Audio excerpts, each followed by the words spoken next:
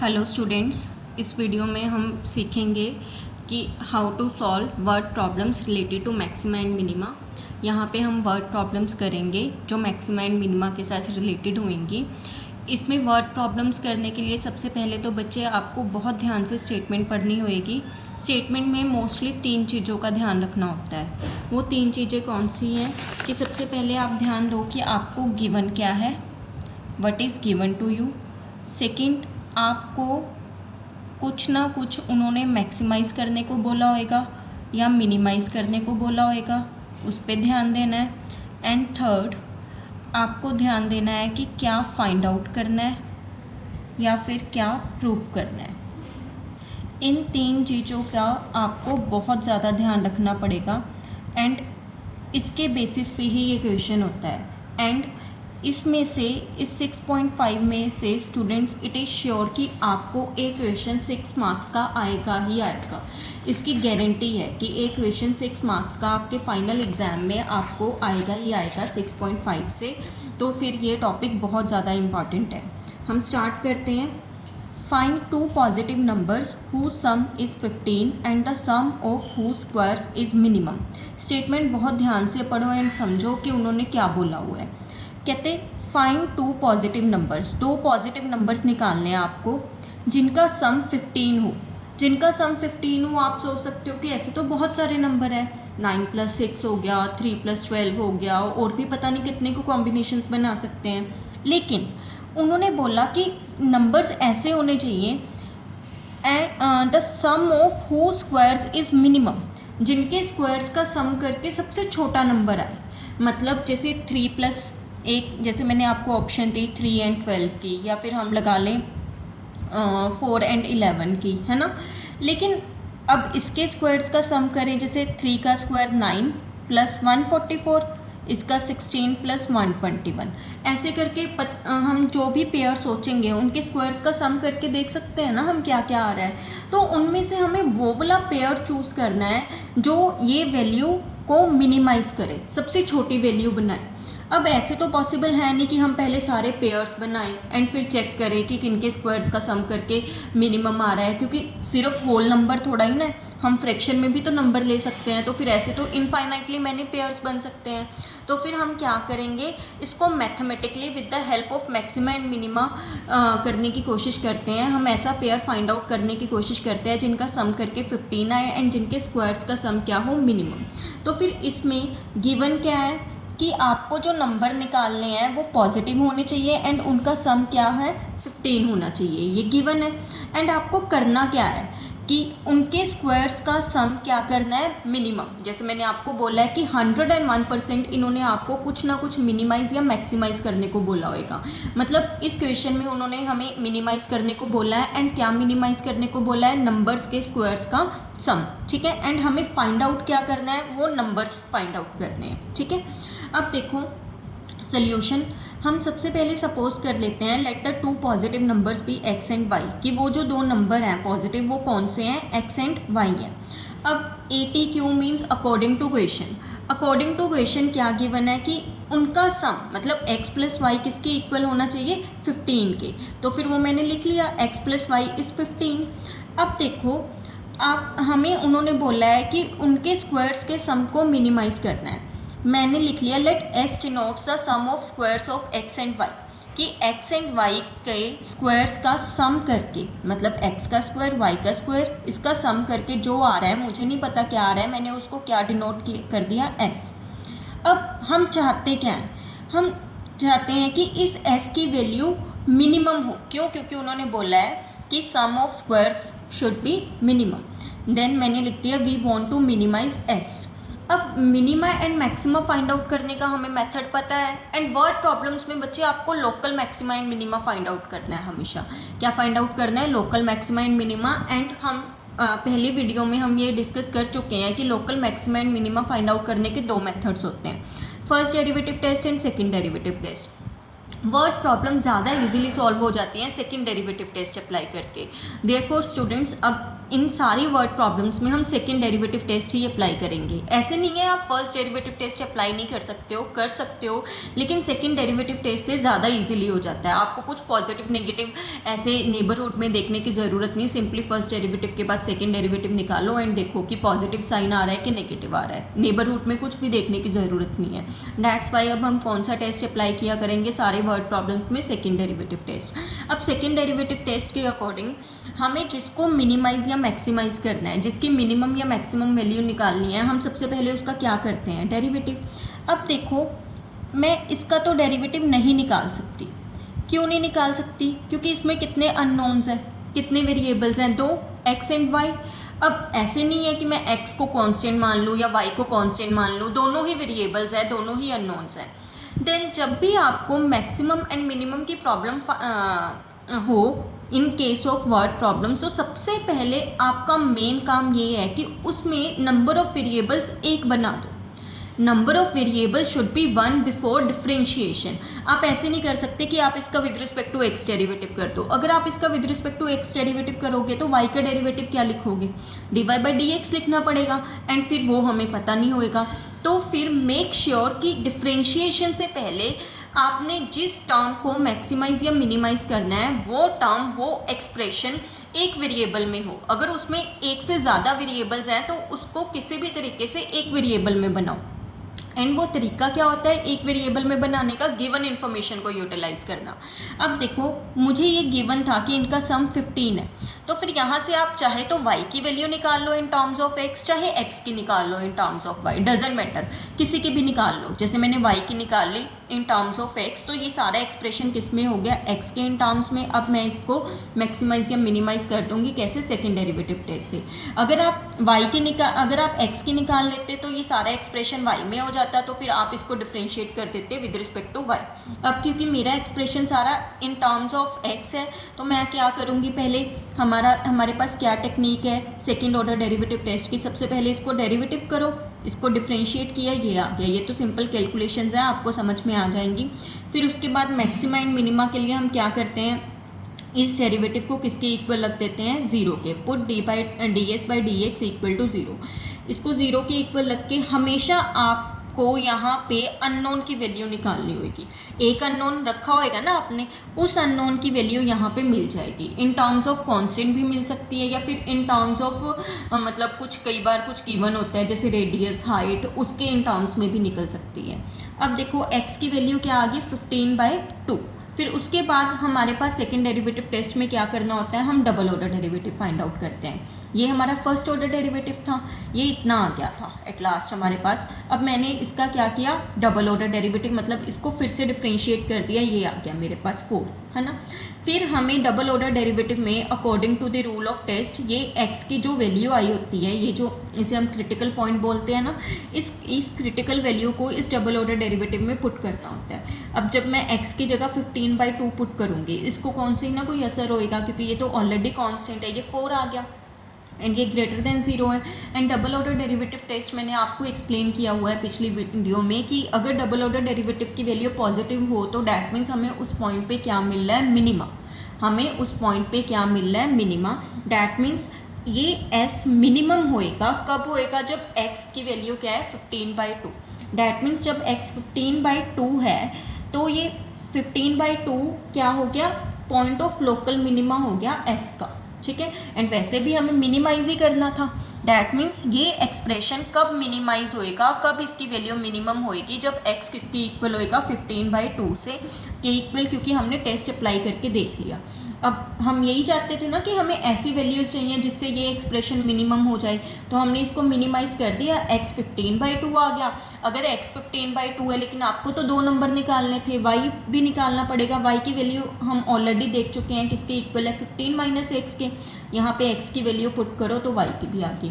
That means वो 2 number जिनका सम करके 15 आए वो ये वाले दो नंबर्स हैं सच डैट इनके स्क्वायर्स का सम क्या हो, मिनिमम। तो ये हो गया question solve. Word problems almost सारी ऐसे ही हैं बच्चे। हाँ ऑब्वियसली स्टेटमेंट चेंज होएगी तो उस वजह से जो बीच में कंटेंट है, मतलब कई बार हमें वर्ड प्रॉब्लम होएगी रिलेटेड टू सर्कल या रेक्टेंगल या फिर कोन या फिर सिलेंडर या स्फीयर, तो उसके हिसाब से वो वाले फॉर्मूलाज यूज़ करने पड़ेंगे, ठीक है।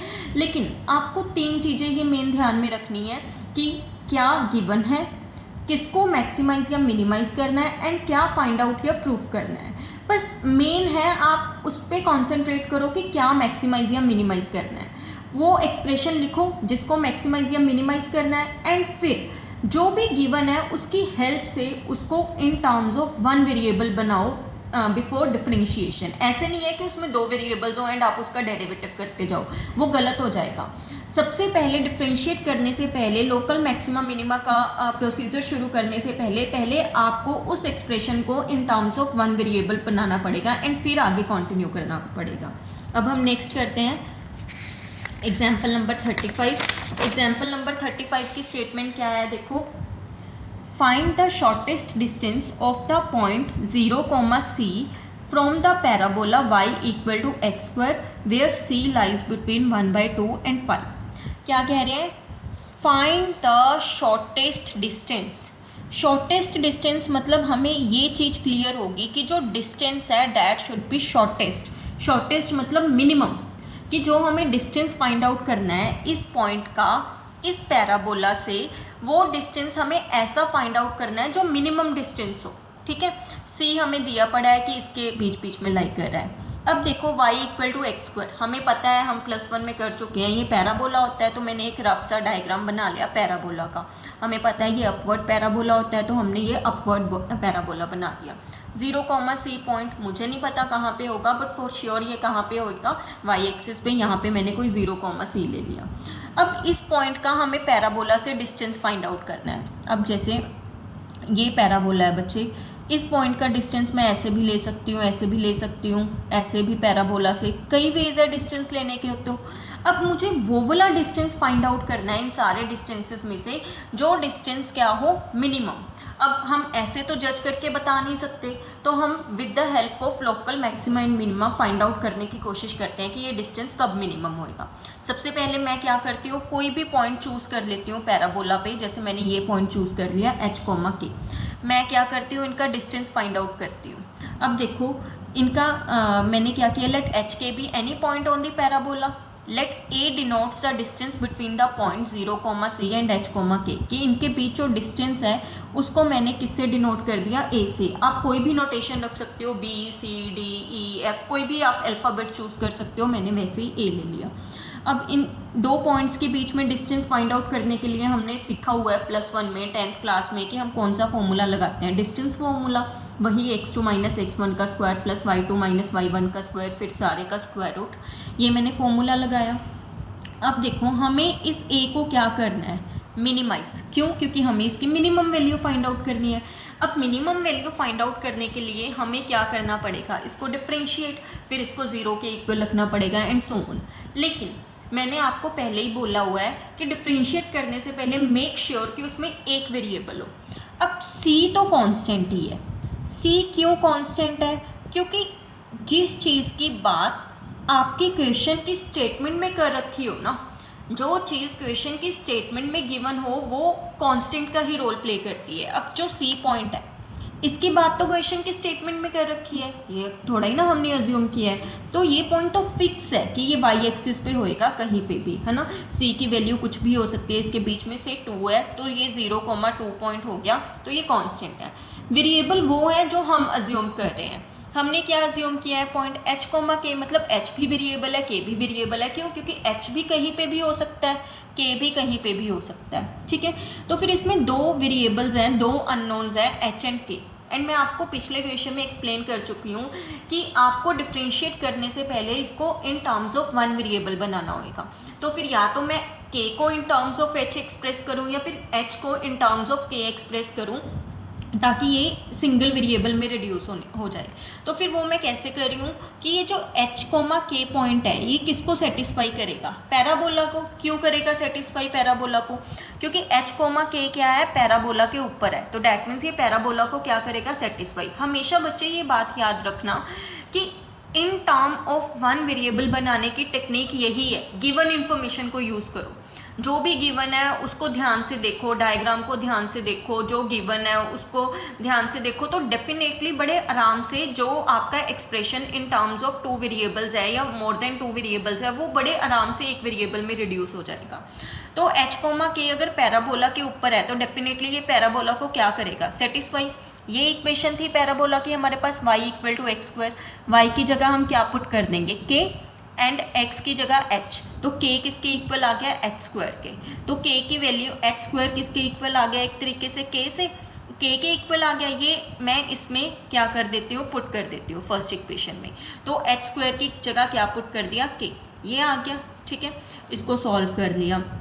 एक बच्चे थियरम होती है कि अगर आपको किसी एक्सप्रेशन को मिनिमाइज या मैक्सिमाइज करना है ना, अगर आप उसके स्क्वायर को भी मिनिमाइज या मैक्सिमाइज कर दो तो भी ठीक होता है। मतलब सेम ही बात होती है कि चाहे आप अगर किसी पॉइंट पे ए स्क्वायर का, मतलब किसी एक्सप्रेशन के स्क्वायर का जिस पॉइंट पे मिनिमा या मैक्सिमा है, सेम पॉइंट पे उस एक्सप्रेशन का मिनिमा या मैक्सिमा होगा। अब इसको क्यों बता रही हूँ मैं यहाँ पे, आप चाहो तो इसका डेरिवेटिव करो, है ना। स्टेप यही है ना कि इसको डेरिवेटिव करो विद रिस्पेक्ट टू के, क्योंकि के अननोन है, फिर उसको 0 के इक्वल रखो एंड सो ऑन।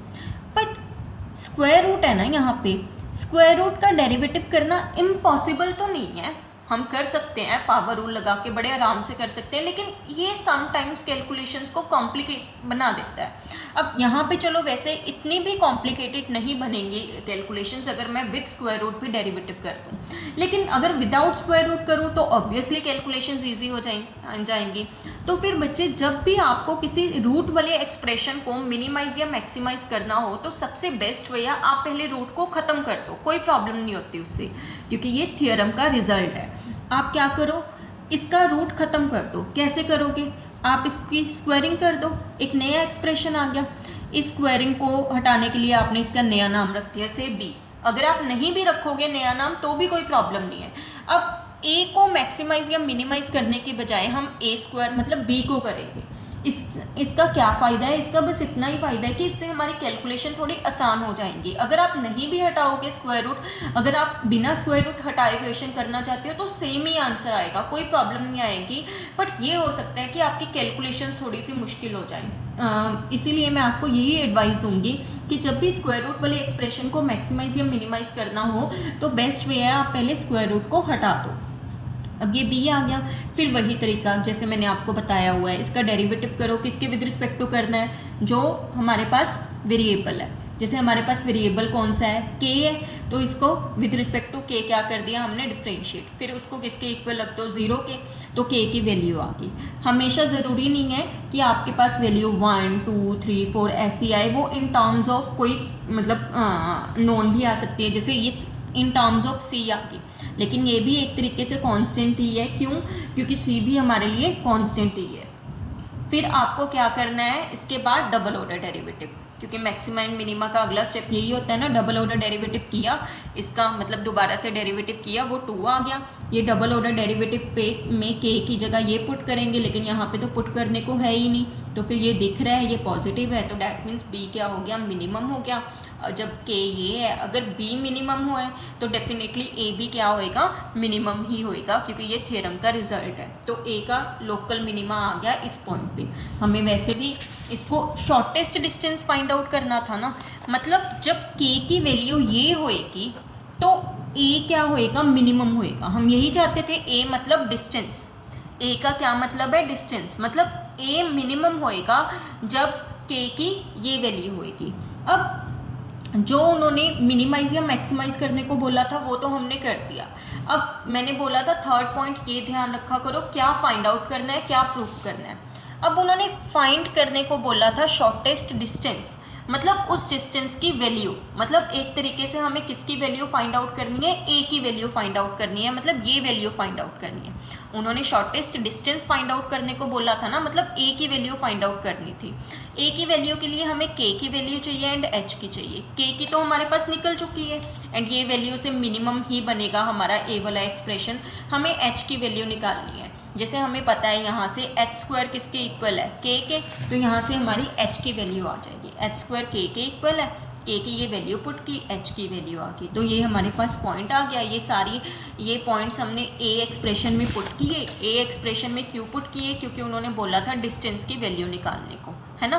तो ये एक्सप्रेशंस हमने ए में पुट किए, कैलकुलेशंस की, तो ये आपके पास आ गया शॉर्टेस्ट डिस्टेंस। बहुत सिंपल क्वेश्चंस होते हैं ये वर्ड प्रॉब्लम्स वाले, बस आप स्टेटमेंट को सही इंटरप्रेट कर दो। नेक्स्ट है हमारे पास क्वेश्चन। नेक्स्ट क्वेश्चन में उन्होंने बोला हुआ है 36th एग्जाम्पल है, ये भी बड़ी सिंपल है। Let A P and B Q be two vertical poles at points A and B respectively. If A P is 16 metre, B Q is 22 metre and A B is 20 metre, then find the distance of a point R on AB from the point A such that RP square plus RQ square is minimum। Very simple। कहते AP and BQ दो vertical poles हैं at points A and B respectively, मतलब दो points थे A and B। इस पे vertical तो समझते हो ना, ऐसे ये एक पोल है AP, ये एक है BQ। अब आपको कई स्टूडेंट्स को ऐसे लगेगा कि ये मैंने छोटा ये बड़ा क्यों बना दिया, वो अगली लाइन से क्लियर हो जाता है। AP की लेंथ कितनी है 16 मीटर, BQ की 22 मीटर। डैट मीन्स डेफिनेटली जो AP है वो थोड़ा छोटा होएगा BQ से, तो AP मैंने थोड़ा छोटा बना दिया, BQ थोड़ा बड़ा बना दिया। And AB is 20 metre. AB मतलब जो इनके बीच में डिस्टेंस है वो कितना है 20। Then find the distance of a point R on AB। कोई पॉइंट है AB पे R, जैसे मैंने यहाँ पे ले लिया, कोई पॉइंट है AB पे R मैंने यहाँ पे ले लिया। आपको इस पॉइंट का डिस्टेंस पता करना है फ्रॉम A, मतलब ये डिस्टेंस पता करना है। अननोन क्या है हमारे पास, AR डिस्टेंस, ये हमें फाइंड आउट करना है सच दैट। लेकिन कंडीशन दे दी, कहते कि देखो R जो पॉइंट है वो हमारे ऊपर है, मैं यहाँ भी ले सकती हूँ, यहाँ भी, यहाँ भी, यहाँ भी, यहाँ भी, कहीं भी ले सकती हूँ। कहते आपको R पॉइंट इस हिसाब से लेना है सच दैट जो ये एक्सप्रेशन है, जो ये वैल्यू है, that value should be minimum. ये वैल्यू क्या होनी चाहिए आपके पास, मिनिमम। इस एक्सप्रेशन की वैल्यू क्या होनी चाहिए, मिनिमम। अब देखो गिवन क्या है वो लिख लिया, AP length, BQ length, AB length, AR मुझे पता नहीं क्या है, मैंने इसको क्या मान लिया X। अगर ये X है, ये पूरा 20 है, तो इट इज़ अंडरस्टूड कि ये क्या होएगा 20 माइनस X। उसकी भी मैंने कैलकुलेशंस करके दिखा दी कि AB अगर 20 है तो AR प्लस R भी 20 है, तो उसके हिसाब से R भी आ गया 20 माइनस X। अब जो आपको मिनिमाइज या मैक्सिमाइज करना होता है उस पर फोकस किया करो, मेन फोकस वही रखा करो। आपको क्या फाइंड आउट करना है वो छोड़ो, क्यों, क्योंकि वो अपने आप एंड तक हो जाएगा। आपका मेन फोकस रखा करो कि आपको क्या मिनिमाइज या मैक्सिमाइज करना है। हमें इस एक्सप्रेशन को क्या करना है, मिनिमाइज। इन्होंने बोला है ना मिनिमम, तो डैट मीन्स हमें इस एक्सप्रेशन को मिनिमाइज करना है। इस एक्सप्रेशन का मैंने नाम रख दिया A, आप कुछ भी रख सकते हो।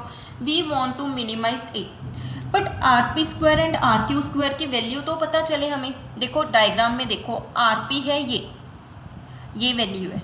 अब मुझे क्या पता कि इसकी लेंथ कितनी है, बट मुझे डायग्राम से ये पता चल रहा है कि ये एक तरीके से राइट एंगल ट्राइंगल बन रही है। क्या बन रही है, राइट एंगल ट्राइंगल। एंड ये राइट एंगल ट्राइंगल का क्या है, हाइपोटेन्यूस, क्योंकि ये परपेंडिकुलर के सामने है ना 90 डिग्री के सामने, तो ये क्या है हाइपोटेन्यूस। ये लेंथ 16 है, ये हमने क्या मान रखी है X। अगर ये राइट एंगल ट्राइंगल है, इसका हमें बेस पता है, परपेंडिकुलर पता है, तो हम ये हाइपोटेनियस निकाल सकते हैं। कैसे, पाइथागोरस थ्योरम से।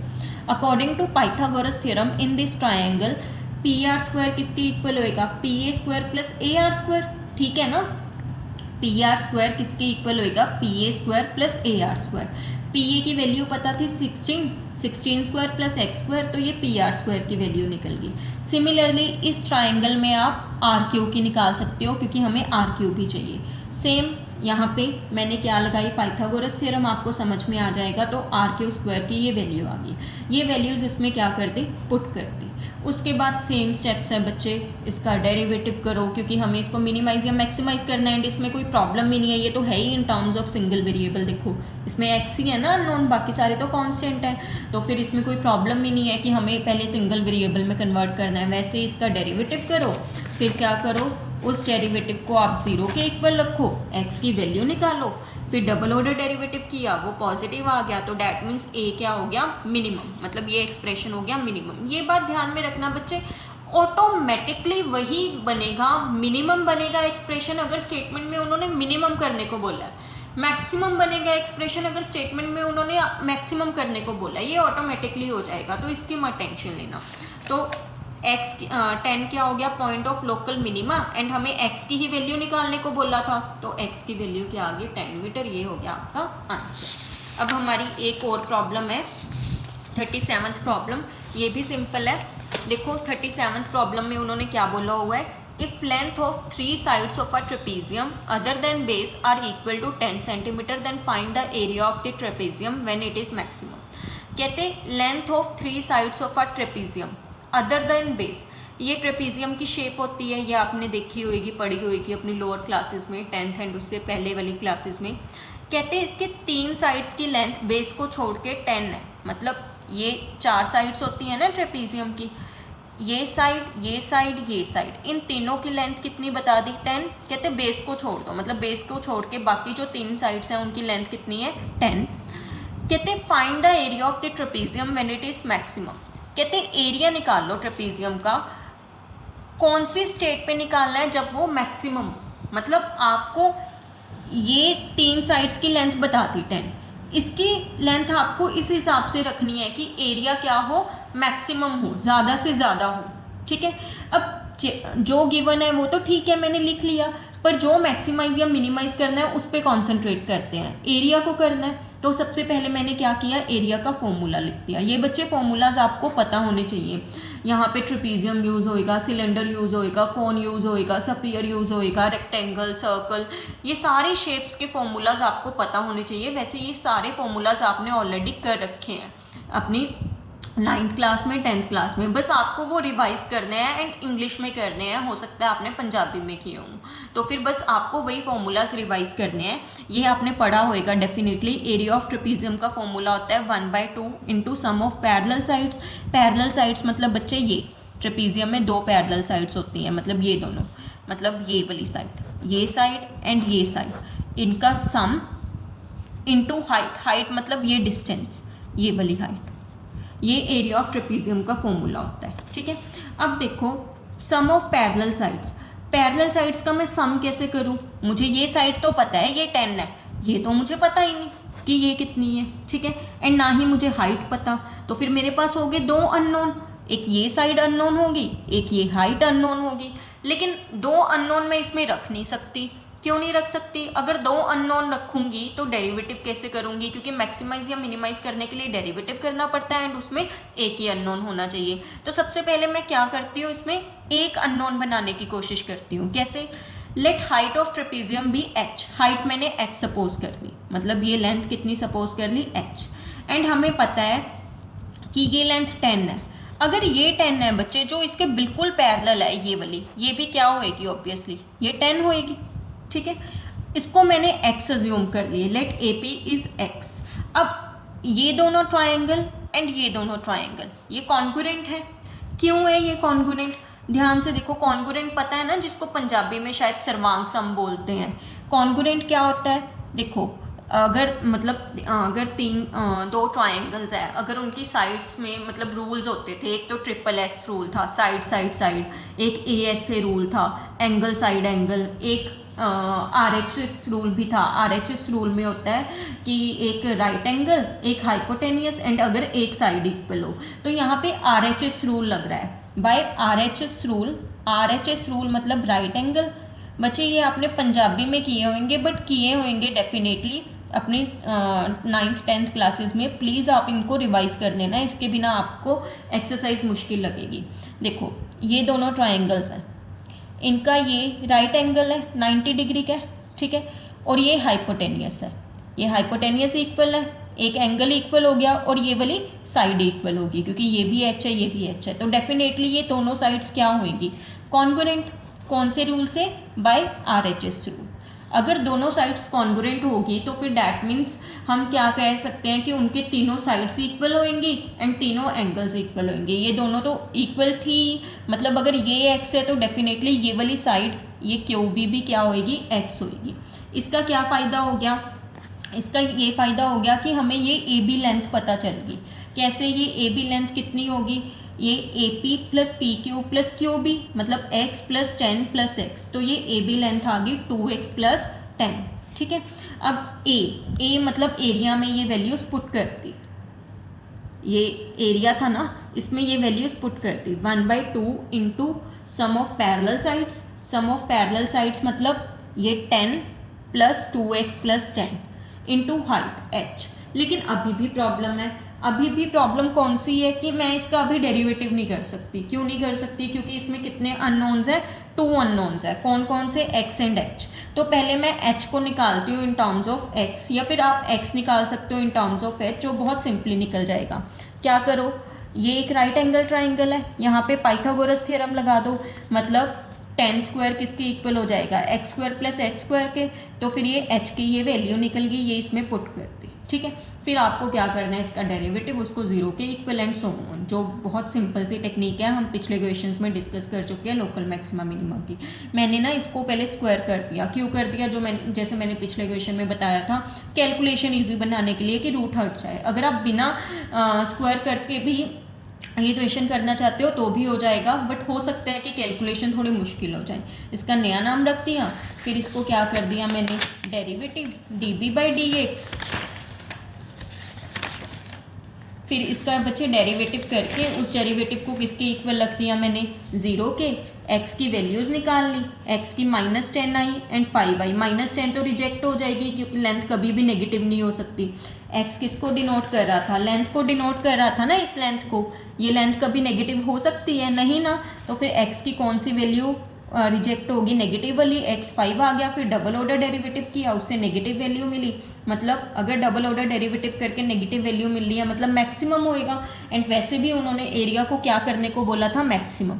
That means x equal to 5 क्या हो गया, point of local maxima. And उन्होंने मैक्सिमम एरिया फाइंड आउट करने को बोला था ना, find the area of the trapezium. तो एरिया क्या था, मैक्सिमम एरिया।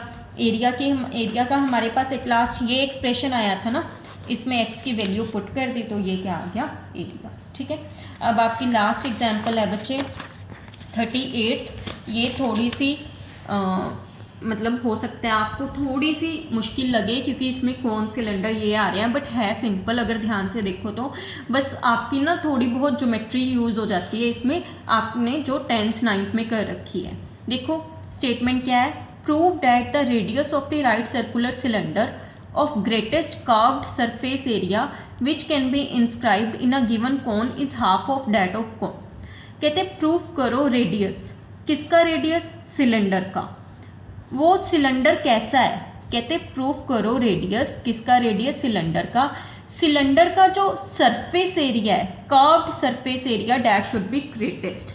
जैसे कर्व्ड सरफेस एरिया क्या होता है, जो भी हमारे पास 3 डायमेंशनल शेप्स होती है ना, उनका एक कर्व्ड सरफेस एरिया होता है, एक होता है टोटल सरफेस एरिया। जैसे ये हमारे पास कोन है, अगर कोन का मैं सिर्फ ऐसे एरिया लूँ, मतलब नीचे वाला ना देखो, ऐसे एरिया लूँ, सॉरी 3 डायमेंशनल है ना, जैसे 3 डायमेंशनल कोन की एग्जांपल हम ले सकते हैं, जो हमारा वो आइसक्रीम वाला कोन होता है। आइसक्रीम वाले कोन के अगर हम साइड वाला एरिया लें, मतलब ऊपर से वो खाली है, बंद नहीं है, किसी चीज़ से ढका हुआ नहीं है, तो डैट मीन्स वो हो गया कर्व्ड सरफेस एरिया। लेकिन अगर आइसक्रीम वाले कोन में ऊपर आपने कुछ रख दिया, सपोज आपने कोई ढक्कन सा रख दिया ऊपर, एंड आप वो ढक्कन वाला एरिया भी इंक्लूड कर रहे हो, तो वो हो जाता है टोटल सरफेस एरिया। ठीक है, एंड कोन के अंदर कितनी चीज